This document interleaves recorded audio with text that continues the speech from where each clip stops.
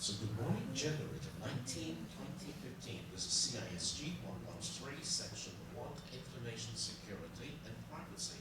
Today is the beginning of week number 3. And if you look at the white screen, or better say, JAN19 to our Moodle environment, you will discover that the teacher's message for this week has already been released. And before class, during class, and after class activity, has also been included.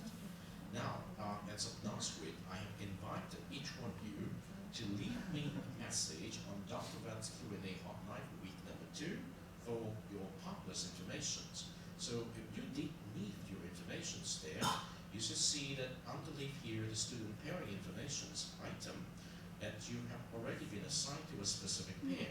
Okay, that means you can start using the specific pair online discussion forum. Now we have 4 more students who need to be paired up, and hopefully, if you were here today, once you see that your pairing status has not been completed, you need to look for a partner. So the first one, the second one, and the third one, and the last one. So we have 4 students. That means 2 more pairs to be created. So for the other students, if you go to our Moodle environment now, this is week number 3.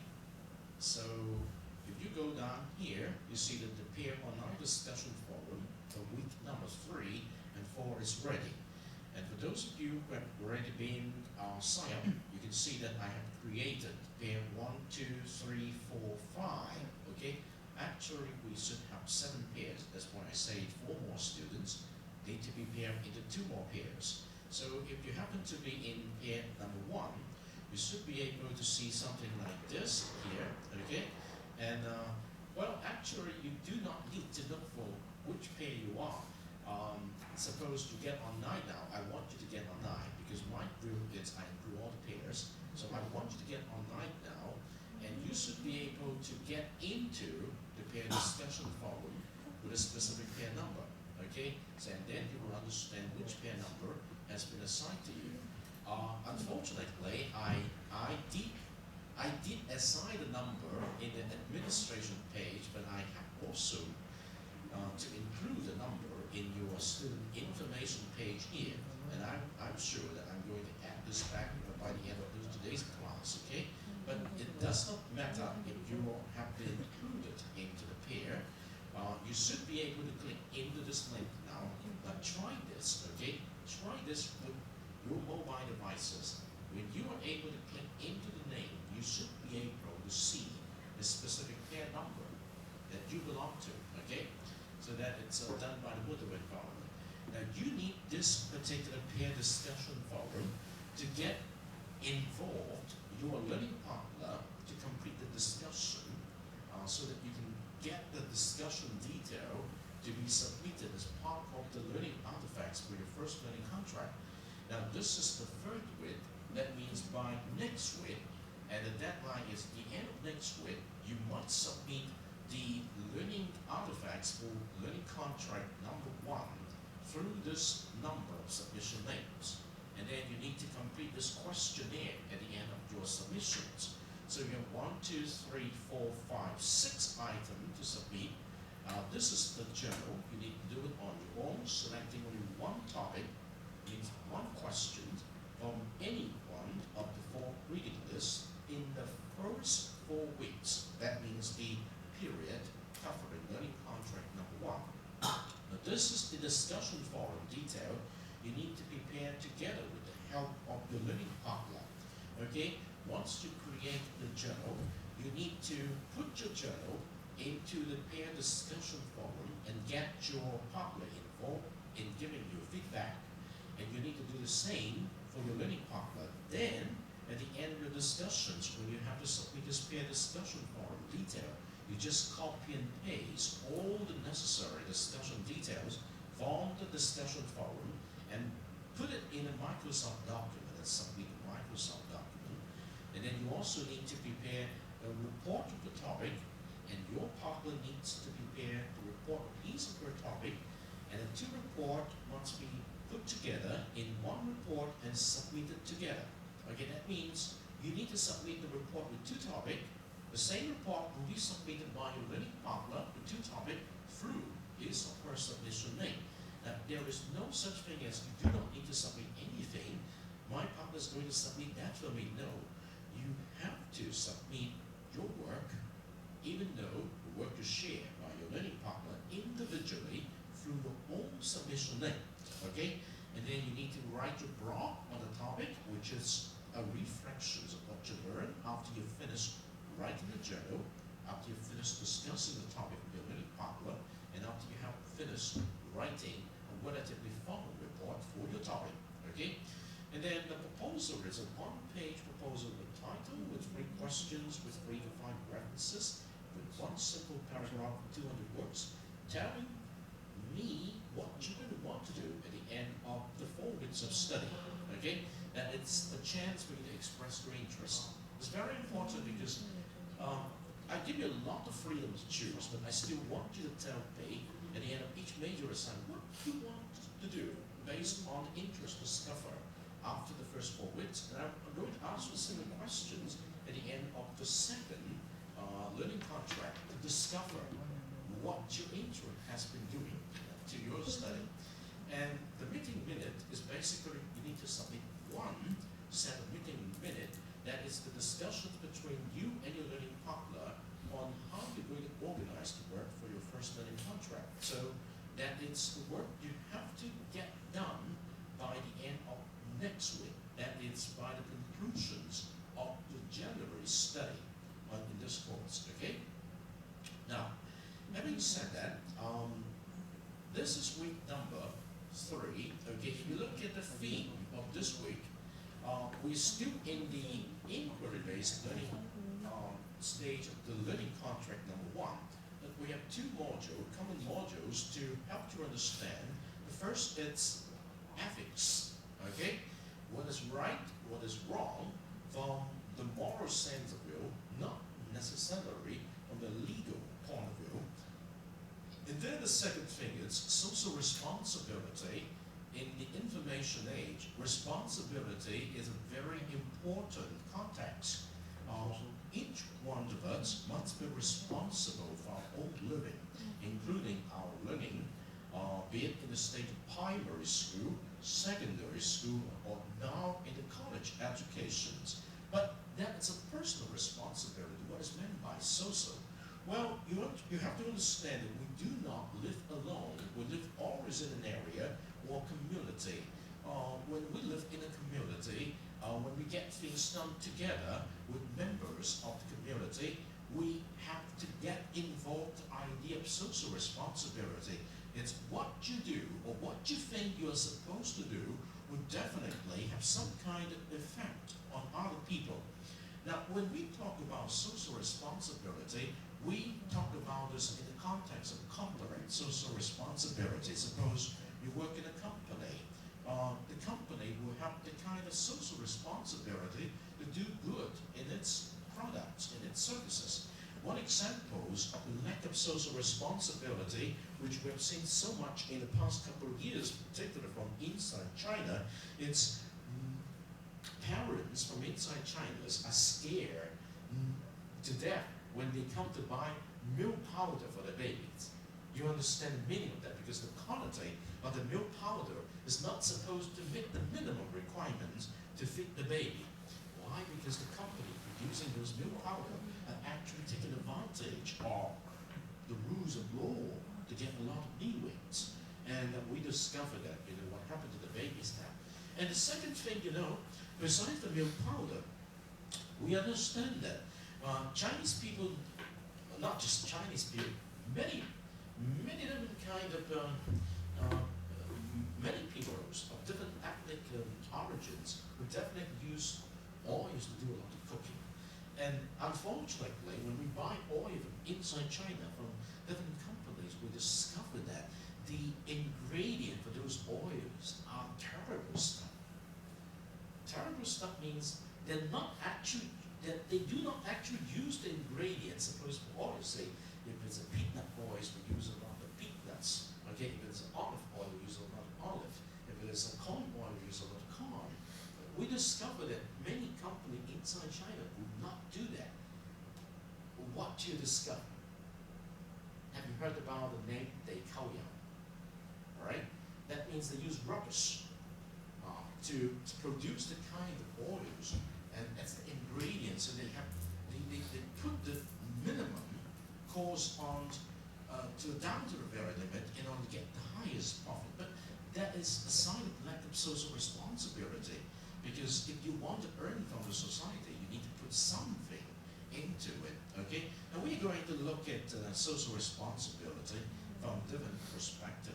And then another module we would like to talk about this week is called a digital divide in the 21st century.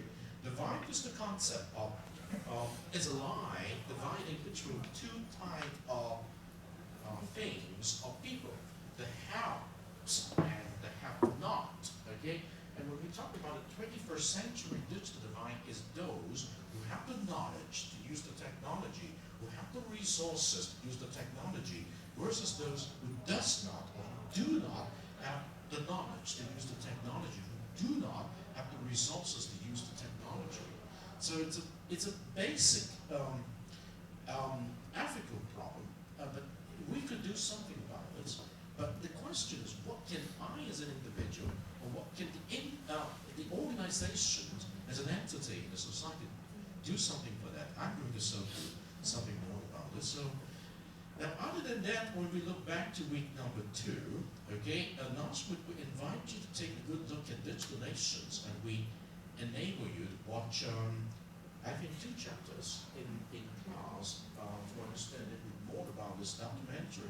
And I also invite you to watch this documentary, Growing Up Online, and the Generations Live documentaries before and after that if you have time. Now, the question is, we don't just watch the documentary. When I invite you to pay attention to this documentary, I actually would like you to do some homework on this. And what are the appropriate homework? I want you to generate questions, okay? Question, because in the context of learning contract number 1, inquiry-based learning, I want you to understand what you want to discover from a documentary like this, and there are many points of view. So the first thing I would like you to do after you've watched this, okay, I do not require you to do anything other than this in this form. There are, I guess, 8 chapters in this documentary, and you have watched 2 chapters. I hope that if we have time today, we'll watch the 3rd chapter. At the end of your individual watching, I want you to create at least 3 questions from your own perspective, okay, concerning that chapter, okay? So the first chapter is called Distracted by Everything. So at the end of the watching, the first chapter, what are the 3 questions you're going to generate on your own to make sense of these chapters of viewing? Now that you have a learning partner, so at your online discussion forum, I want you to produce your 3 questions for that specific chapter and let your learning partner comment on that. And definitely, if you're the learning partner, you also need to share with your partner your 3 questions, Drew. Okay? I would like to take a look at all the students' questions after watching this documentary. So spend time this week, okay, as your homework, okay, to watch all the chapters of this documentary, Digital Nations, and at the end of watching each chapter, produce at least 3 questions. Short, up to the point, but essential questions, so that you can start discussing this particular video or documentary with your learning partner. And that is a very meaningful exercise. And tell you what, you can also include what you did here as a discussion detail in your learning artifacts to be submitted in your learning contract number 1, okay? So don't waste your effort. You can always hook things up, and do not think that this is an extra piece of work which is different from the homework you're going to submit. It's something you have to put together. Okay, so last time we have actually not touched on the key concept of a knowledge society. So I'm not going to touch it today, but this is a very brief documentary. It's called Towards a Knowledge Society, but using India as a case example. It's a very good piece because it was actually produced by the Indian government, let us say the knowledge,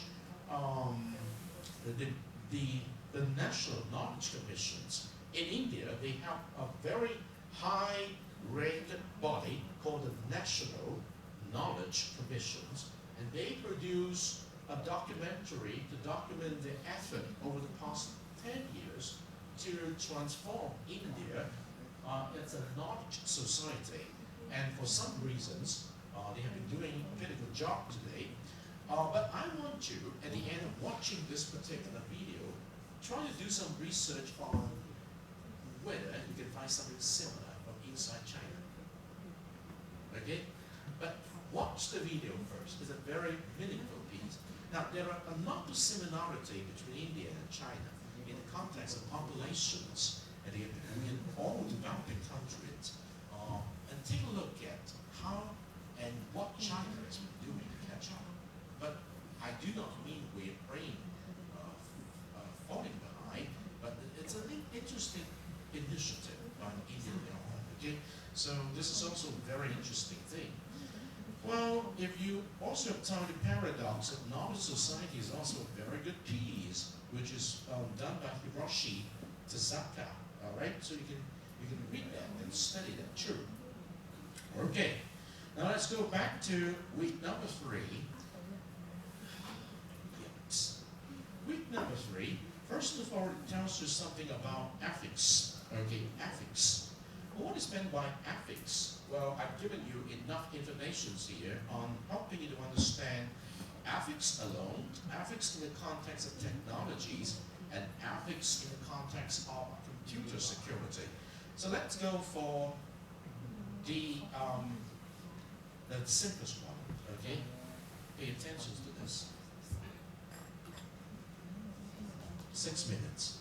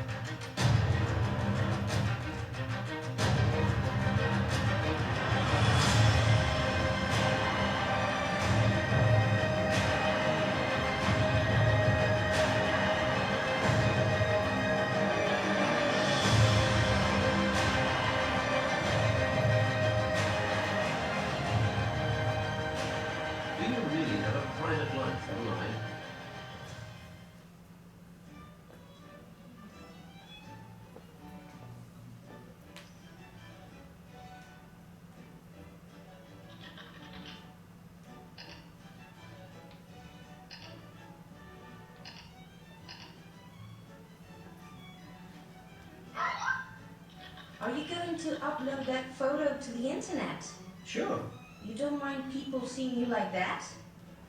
Do you think I'm stupid? My pictures can only be seen by my friends on Fiesti. How many friends do you have on Fiesti? 175. Are there other people in the photo okay with the picture being uploaded? Well, if just my buddies can see it, there's no problem. Besides, it was a party. If they let somebody take their picture, it can't be that big a deal. If you get your picture taken, it's to show it off, right? Okay, but how well do you really know all of your online friends? How do you know you can trust them? Well, I don't know all of them. Some are good friends, others are acquaintances.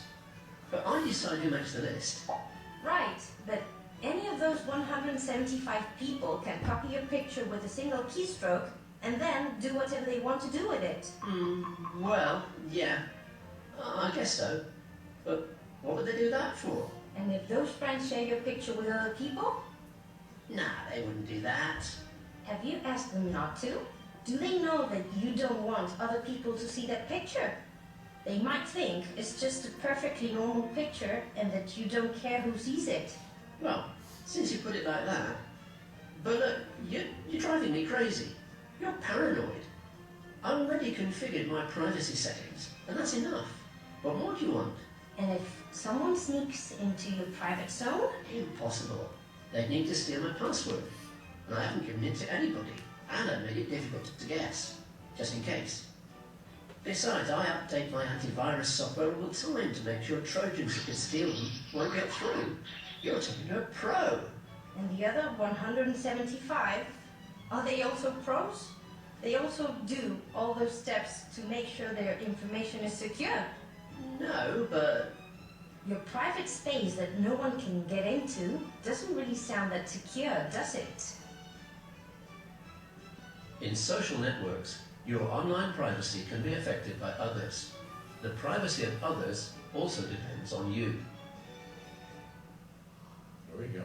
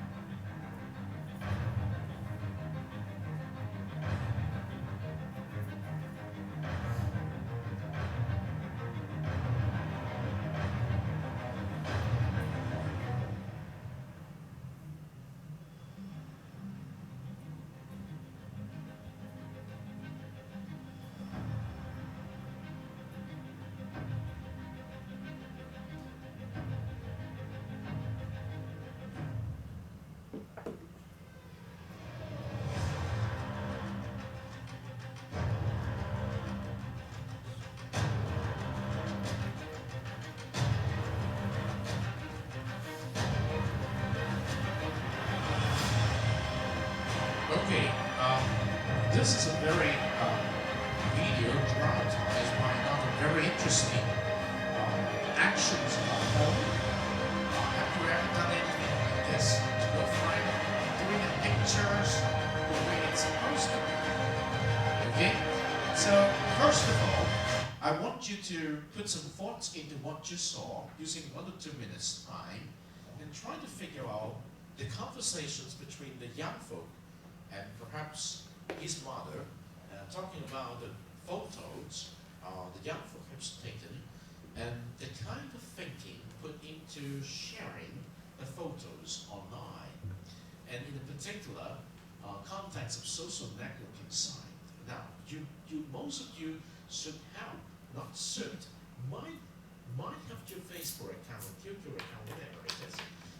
Do you have any personal experience that you could share which come very much close to the specific cases demonstrated here? Okay, so I give you 1 or 2 minutes time to organize your thoughts. Okay, just 1 or 2 minutes time to organize your thoughts. Now, in case you need a piece of paper, I can help you to do it, but the best way is use the online journals which is on a Moodle environment to organize your thought. But I know sometimes it's technically difficult to use the small devices like this to type. But anyway, I want to develop in you a habit of watch something which is at the act of observations, and then follow up by that with a specific habit of thinking, which is represented by the generations of your questions or specific personal experience. And after you watch this, just 1 to 3 minutes time of your personal thoughts will be good enough. Okay? And then after that, we'll come to the discussions. Okay? We're trying to do episodes like this in a 5 to 10 minutes now. Okay? Let me see if I still have some papers here. All right? So if you need a piece of paper, and you do not want to type into your smart devices at this point, you can keep the piece of paper until you go home and you just type in your thoughts there, because that will be part of your learning contract. Okay, when you submit your learning contract artifacts you need to do things in class to make it simple for your work, okay? Because a lot of time you don't do things all from zero. You got a piece of paper, right? You have a piece of paper there? Can I pass this to you? Do you have any? You don't need it? Okay, what about the gentleman's thing? Okay, thank you. You do not need to spend long time, okay? Just make sure that, do you remember in the past 6 minutes time, what specific things that you have captured that will make you think a little more in the context of your personal privacy online? Something that has to be protected, someone should not have done something like this, or have you ever done something like this to your friends? Okay? Well, we're talking about photo sharing, or a little bit more. Let's see.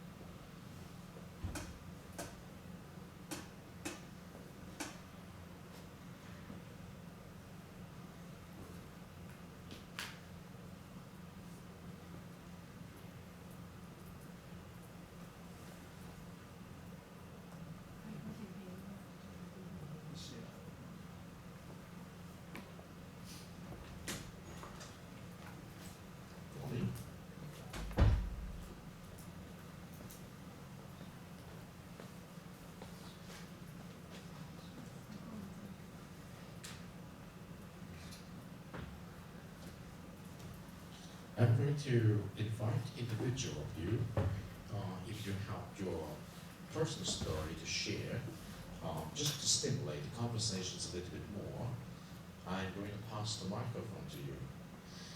First of all, let me give you a tips. Please, I've just given you a little bit of my Facebook friends, okay?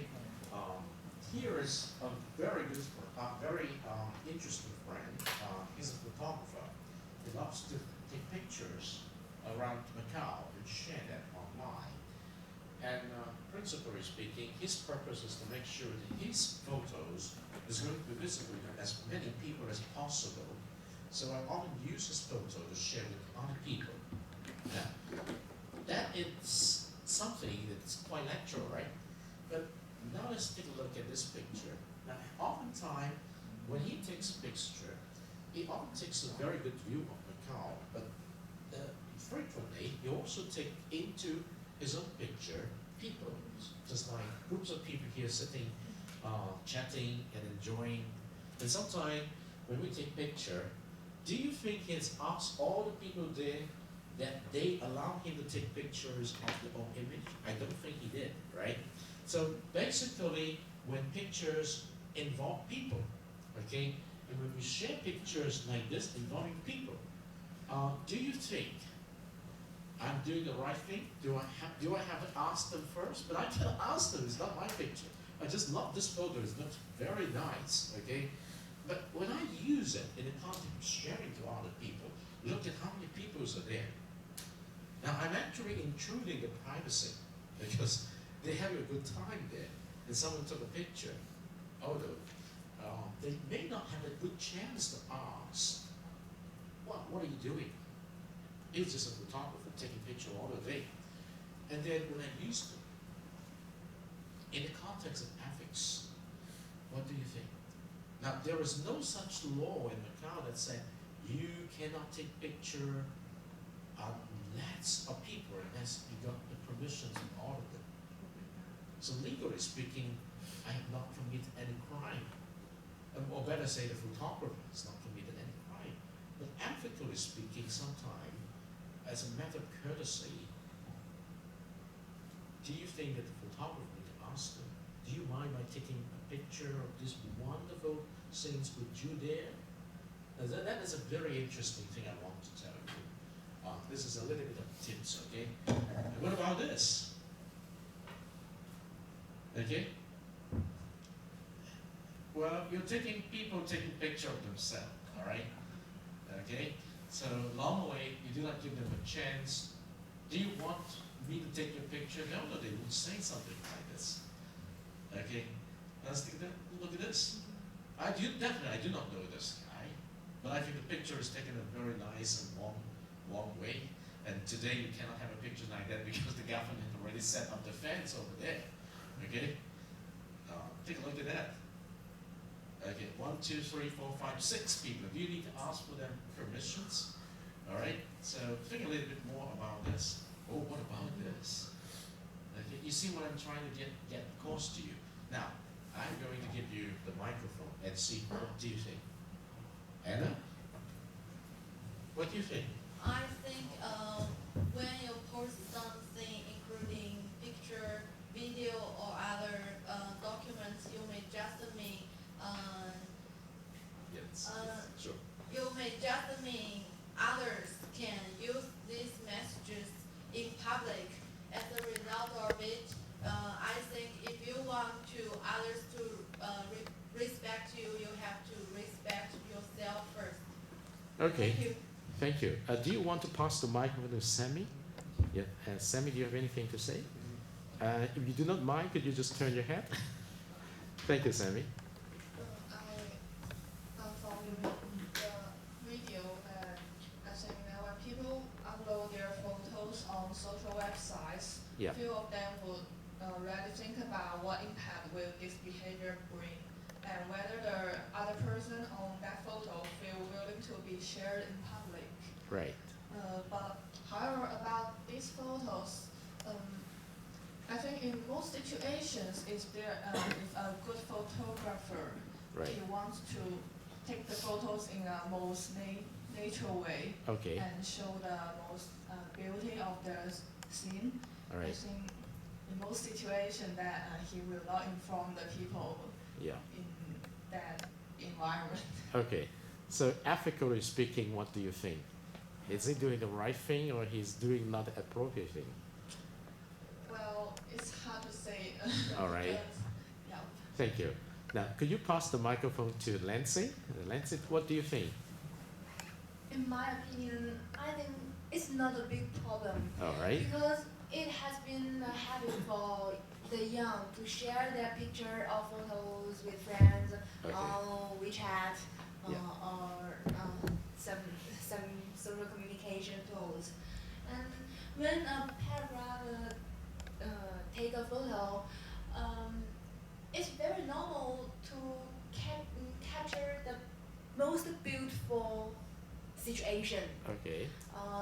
We don't know how many people or who will in the picture, Okay. but the most important thing is these people. It's just the situation or the landscape. Okay. Thank you. You want to pass to Wyson? Wyson, you want to say something? Yes, I think then the photo is depends on if the photo is offensive or not. Okay. It's offensive to the people or just an all environment. Right. So, as Professor said, there's no law about the Yes. photo. Legally speaking, they are not committing any crime. Yeah. Yeah. But if there is a photo, so we restrict our freedom to take picture Yes. and reporter or something about the news that he has to ask one by one. It's more complicated Yeah. about news. Yes, thank you very much. What about you, Billy? What do you think? In my opinion, I think it depends on the value judgment of the people. Okay. Yeah, because different people have different value judgment. Just like Yes. me, I never share my photos or my situation on Facebook or Right. on WeChat, but I can see the friend's situation. Okay. Yeah, and I think maybe just in the case in these photos, I think these people may not see these pictures. Okay. But if they have a chance to see the pictures, I think someone maybe the less, yeah, Okay. they will have something feelings about why have this photo and the photos people is me or Yes. another feeling. Yeah. Okay. Thank you very much, Billy. You want to pass the microphone to? Yes. Hello. What do you think, Timmy? I think because in Macau we don't have the law about this, Right. and so I think this is a freedom to let us take pictures at that time. Okay. So I think it's no problem.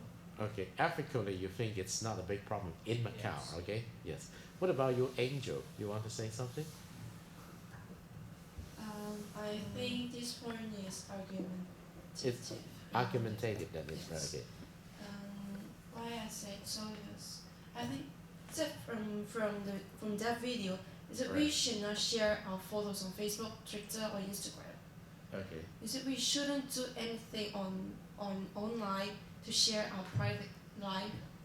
I have this question. Yeah, I think the idea is no, we use social networking site to share information indeed, but I think the sensitivity of the previous video concerning the conversations between a young boy and maybe his mother is because the young boy in the particular picture did something which is going to be considered as offensive to other people. You see that, and so his mother asked him, "Are you sure people will respect you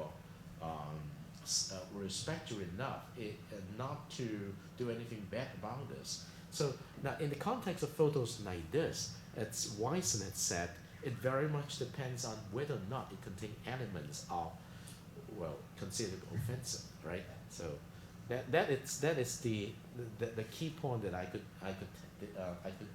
perceive from the photos there. But the idea is, do you think that a lot of time when we do photo sharing like this, do we need to respect the privacy of other people who were included into the photos? And the one way to do that is to make sure you ask for the permission before you use the photos. That it's respect. Okay. I thank you very much, Angel. You want to pass the microphone to your? Yes. Do you want to say something? Okay. Then you may pass the microphone to the lady here. You want to say something? It's okay. Sorry. I make it a little bit. Yes. Yeah. Hello. I think this situation is different from the previous video. Right. Because in the video there are only 3 people and they are doing something not so, yeah. So Yeah. yeah. Yes. But these people were only taken as a background. Right. They are not the main characters in this photo. Yes, very And good. also it's impossible to ask everyone in this picture. Like some events like the opening ceremony of Right. Olympic Games, Right. there were so many people, and it's important to take pictures of this huge event. Right. But you can Yeah. never ask them. So, Right. so if this picture is used as a good purpose and in a legal way, I think it's okay to take photos like that. Yeah, thank you very much for your comment. You want to pass the microphone to the lady next to you? You want to say something about it? I think this is not a big problem. Okay, it's not a big problem. Because the man is not just photo this guy. Okay.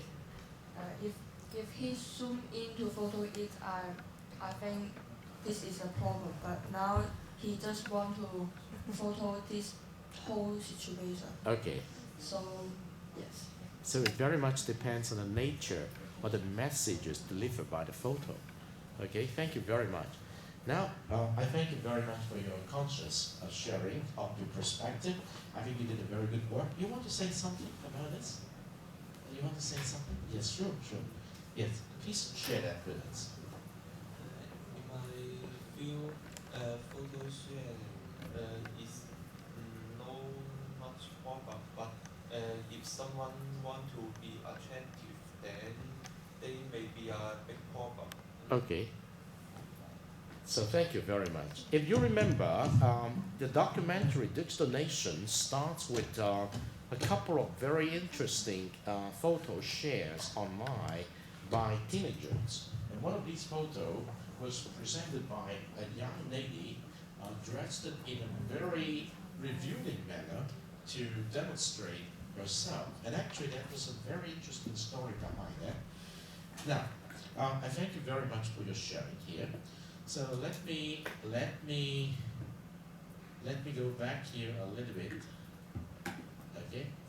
So let's see that. Yes. Let me see if I could come back here. Let's just see. Yeah. Just see a little bit of the photos here.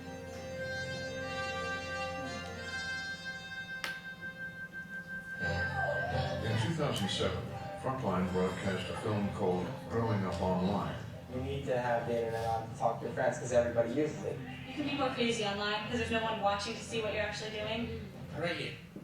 So this young lady, well, if you have follow up with the documentary before Digital Nations, she was featured in the previous documentaries produced in 2007. I think she's just 16 or 17 years old. She had a very low self-esteem of herself until she discovered that she could become a different person online. So she modeled herself after the very famous fashion model, and she would like to dress herself in such a way that she is very much stimulated by the number of likes on his social networking sites. And her self-esteem was so much restored, and by looking into the responses people give her after she posts her photos. And eventually, she's going a little bit further and further. Now, she's not a prostitute, definitely she's not a prostitute. She's just a young teenage girl looking for herself. And then one day, her photos was so much popular that the principal of her school looked at it. And the principal of her school informed her father and mother, telling them, you need to do something to stop her from continuing that. Because from the principal's point of view, they were perceiving that she's posing herself in such a way that it's going to be offensive to the community. And so the principals and the parents of this lady come together, and then they talk a little bit more about this, and they discover that she is a low esteem girl, but she has restored her confidence to become a very confident teenager by by presenting herself as a very popular model online. So she's always designing different activity online and videoed her online living with the photos there. That is a very interesting story. Ethically speaking, she's not doing anything wrong. She's just crossing a line to review herself in such a way that she believed that she's going for a maturity of her own personality. Now that is a very interesting piece, you can watch it. But today we need to come back to another things. Now we have just talked something about ethics, okay? Now let's take a look at the idea of business ethics and social responsibility. Let's see if this is the one I want. This is too much, this is too much. You can watch it at home. It's a very All right, thank you for being here. Today we're going to be talking about business ethics and social responsibility. Very important topic. Okay. We're going to take a softer one. Okay, this one is very important. I think the idea of corporate social responsibility. But before that, let's see if I could show you this one. This is also very good. Now, we have certain advice for students, okay, in the context of abiding by the ethical context in using the computer. And I think this is just 5 minutes, so let's go for this 5 minutes. 2 minutes, oh, much better.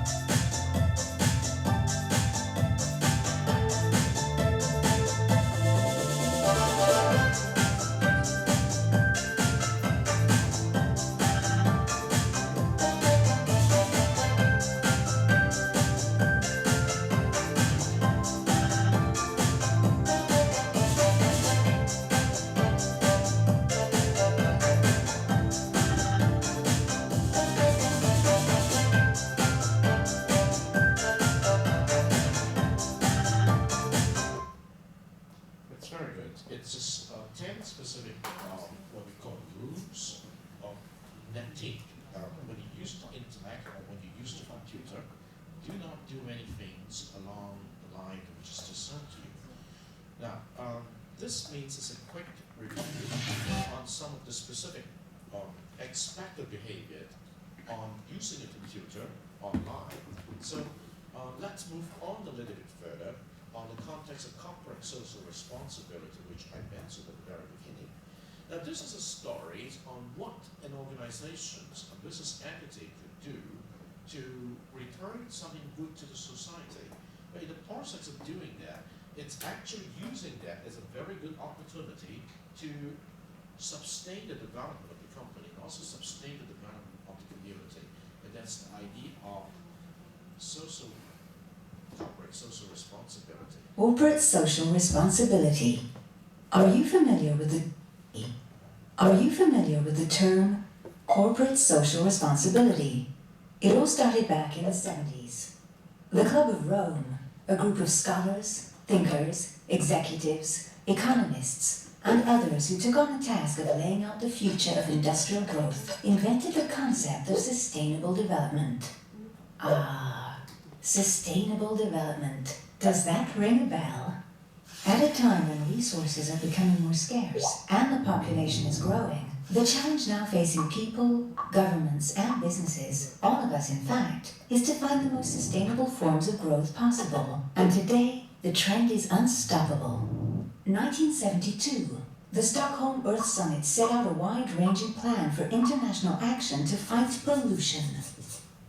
20 years later, the Rio de Janeiro Earth Summit defined economic progress, social justice, and environmental protection as the 3 pillars of regional sustainable development. The basis for action by the business world in support of local communities was established.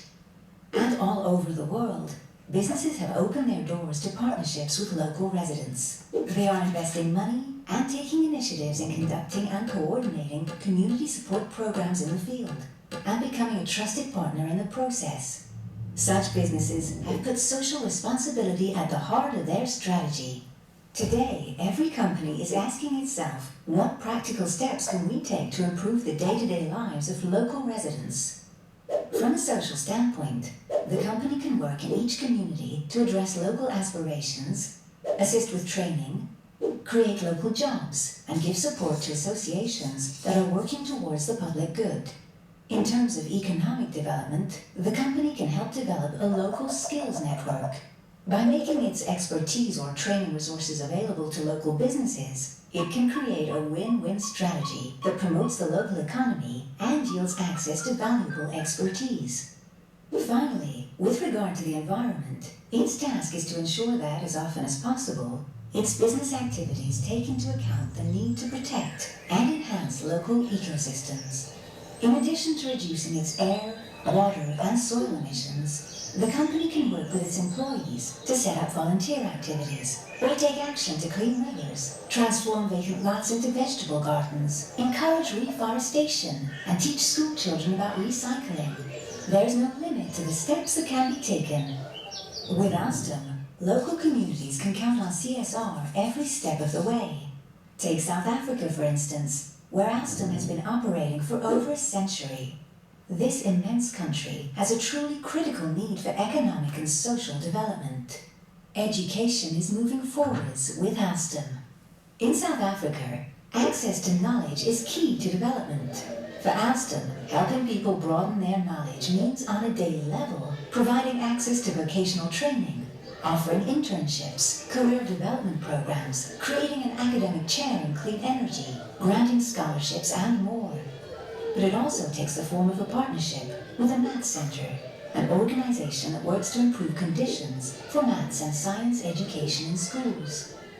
Economic development is always a priority with Alstom. In South Africa, Alstom is strengthening local industry by helping to improve the skills of craftsmen and engineers in the energy sector. To date, 650 craftsmen and 175 engineers and technicians have received training. The result is that a new network of qualified subcontractors is emerging, able to meet Alstom's needs and those of the energy sector as a whole. And finally, with Alstom, the world has a partner in preserving the environment. Alstom is conducting projects in South Africa that are educating and training communities in ways that preserve their natural heritage. These projects include the development of environment classes. When children learn how to create a vegetable patch, recover waste, collect rainwater, and so on, the school becomes a means of conveying how important the environment is for their living conditions, and helps students carry that message to the rest of their family. These and many other initiatives are encouraged by proactive laws passed by local authorities. Through its actions, Alstom aims to contribute to social progress and environmental preservation by providing technological solutions that meet energy and transport needs. The group is assuming its responsibility with regard to its neighbors in the community. Now in this video, you were introduced to the context of corporate social responsibility. What exactly is meant by corporate social responsibility? Okay? We would like to make sure that you have a chance to understand the CSR context, okay? And in this video, the company called Astrom was featured, and what Astrom has been doing to the regions of its service, part of the African countries. Now the question is very simple. Corporate social responsibility is not something. Now I would like to think about what is it not, okay? Now in Macau we have a very famous company called STDM. Do you understand what STDM is all about? Alright? Which is owned by Dr. Stanley Ho, okay? And it has been here for more than 40 or 50 years, okay? And one of the main service they produce to the Macau community as a result of their earning a lot of revenue here is to provide a lot of the charity services as well as the direction service. Without the direction service, we really cannot go from Macau to Hong Kong by boat because the depth of the sea is not good enough to allow the boats to travel. Without the dredges to make sure that every day the dredge, the boat, the jet really cannot go through. And so, is this an example of corporate social responsibility? Or when the idea of corporate social responsibility is featured here, what's more?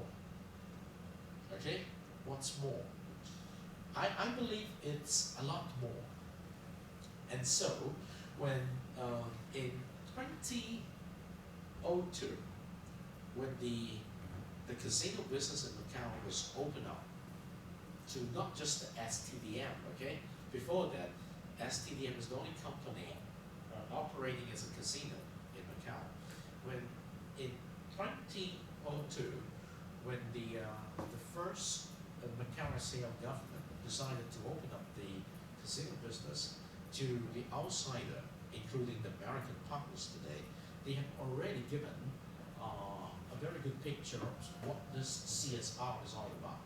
Now, what they need to do in the context of earning, wanting the business in Macau and earning the big money in Macau, they need to do something more for the Macau community. Okay, so in the past, I think STDM has been doing a lot of the development of Macau, a lot of the education stuff, and they need to do something similar. So, what if you were the people, okay, you understand the meaning of CSR now, now you're given this very simple task. What do you think company should do in the context of CSR in the regions where you grew up? If you were from Macau, you can think in terms of Macau. If you are from mainland China in a small town or in a big city, you can think in terms of that particular city. What I believe, the message I read from this video is, there's a lot more to CSR than just doing one piece of service for that country or for that region. It's about sustainable development. It's about the development of the human capital in that particular region. It's about developing the economies there. It's about developing the support service there. A lot of things that could be developed, all right? So the CSR context is a very rich context. When I look at the clock now, it's 2 more minutes. I have to close today's learning. So I want to bring you back to the message of today. The message of today is week number 3, okay? Week number 3. If you look at my teacher's message for today, I have invited you to go back to read the GE program intended learning outcomes, okay, the 7th GE program intended learning outcome which I introduced to you earlier, the 3 specific learning objectives of this course, okay, and the 6 course intended learning outcomes, which is very important, Because when you are doing your learning contract number 1, when you're producing the learning artifacts for the very first learning contract number 1, when you are selecting the topics, the questions to write your journal on each week's reading list, make sure you do not lose the big picture, because eventually you need to come back to answer the questions. And towards the end of the semester, when you're preparing your learning portfolio, what in each one of these intended learning outcomes have I done to demonstrate that I could achieve 1, 2, 3, 4, 5, 6, or at least 4 of the 6. Okay, that is your very important missions in this particular course. At the end of each course, as a teacher, I expect that you should demonstrate enough to tell me I have already achieved this particular CILO. All right, so I need to bring to your attention that you need to keep that in mind. It's not that difficult. In the past, this is the topics of the curriculum which is important, and you do not need to think a little bit more about this, because you will be tested on that. You'll be given tests or final exam on topic. But in this course, since we do not have the traditional final exam, we do not even have the traditional midterm exam, okay? You need to learn how to demonstrate with evidence of the learning, which comes in the forms of learning artifacts you produce in the first pre-learning contract, which would tell me, or tell the whole class, or tell yourself, which is not very important, that any one of this, you can use the learning artifact as the basis to demonstrate you have accomplished it. Okay? So I'm going to elaborate more on this in every class. And also, if you have not named your learning partner as I start today, you can take a look at the list of student pairing. I think I have to update this list. You must put in the informations of your learning partner in Dr. Van's Q&A hotline for week number 2 before the end of today. We still have 4 students in this class who have not been paired yet, okay?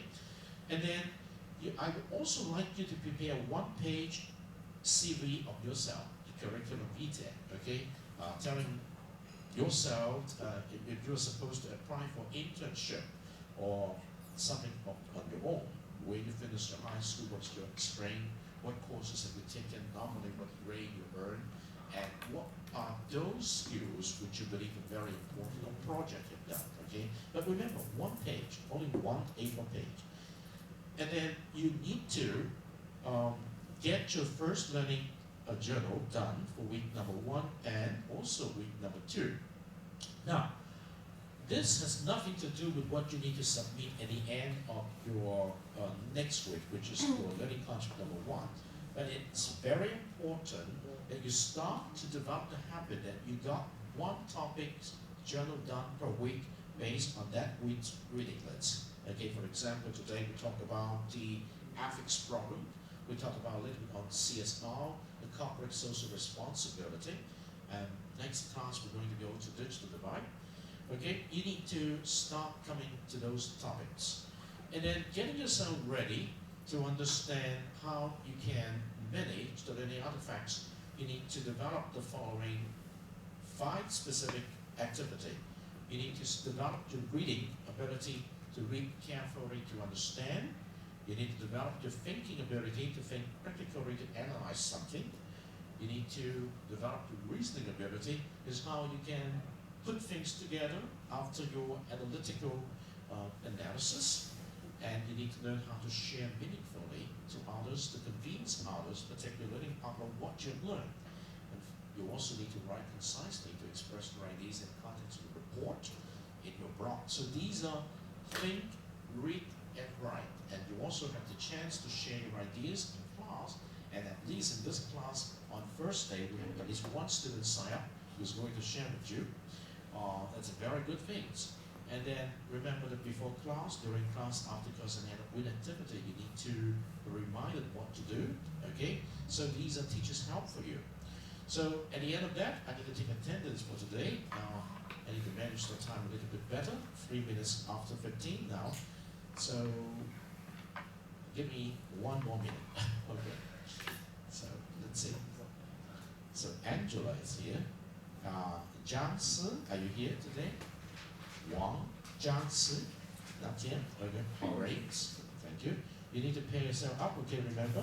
Andy, thank you. Anna, thank you. Andy, thank you.